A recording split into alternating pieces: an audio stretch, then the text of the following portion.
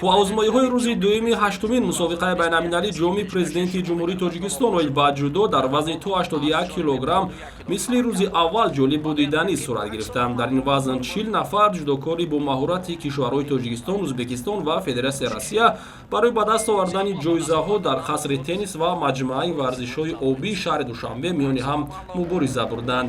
Ҳунарнамои паҳлавононро дар ин толори барҳаво ва замонавии пойтахти мамлакат ҳаводорони сершумори куштини ҷудо аз наздик тамошо карданд. ба вохӯри ниҳоӣ ду паҳлавони бо маҳорати кишвар Умар Расулов ва Раҳматулло Фарҳодов рохат гирифтанд. Рақобати ин ду паҳлавони мамлакат пуршиддаст сурат гирифт ва ниҳоят Умар Расулов як партофти хуб анҷом дод, ки аз ҷониби доварон ипон баҳогузорӣ шуд.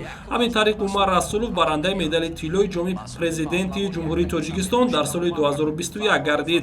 Хотиррасон мекунем, ки Умар Расулов то ба финал баромадан бар чор ҳарифи худ Мансур Мирзоализода, Наврӯз Каримзод, Шодмон Ризоев ва Хусрав Аламов дастболо шуда буд.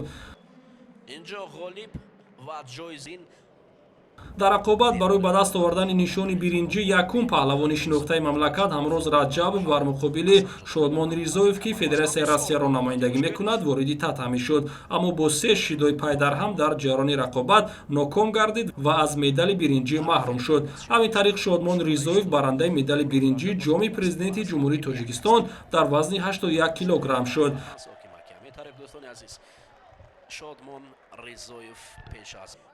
дар кӯзмои дигар барои дарёфти медали биринҷӣ Муҳаммадраҳим Сарахонов бо Хусрав Аламов нерӯсанҷӣ намуданд. Дар рақобати мазкур Хусрав Аламов ду вазари пайҳам кор кард ва пирӯзии худро таъмин намуд.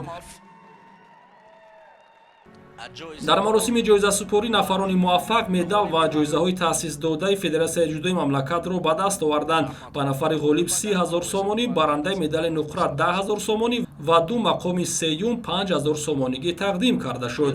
Ёдорас мекунем, ки ҳаштумин мусобиқаи байналмилалии ҷоми президенти ҷумҳурии Тоҷикистон ба ҷашни 30-солагии истиқлолияти давлатии меҳан рост омада 3 рӯз идома мекунад.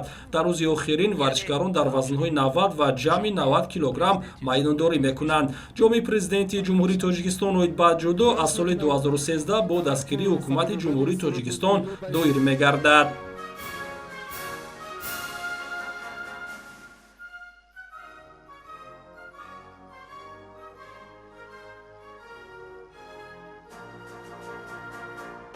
ман Расулов Умар дар вазни 81 килограмм қувваозмоӣ кардам ва бо 4 ҳарифи худ дастболо гардидам. ин дуюмин мусобиқаи ман аст, ки ба чунин мусобиқаи бошукӯҳ, яъне ҷоми пешвои миллат иштирок карда ва аввалин бор мешавад, ки ман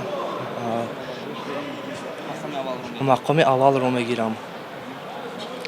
ташаккур ба устодонам, ки Расулов Сунатулло ва Расулов Азамшо, ки маро хеле тамринҳои хуб ва саривақтӣ доданд.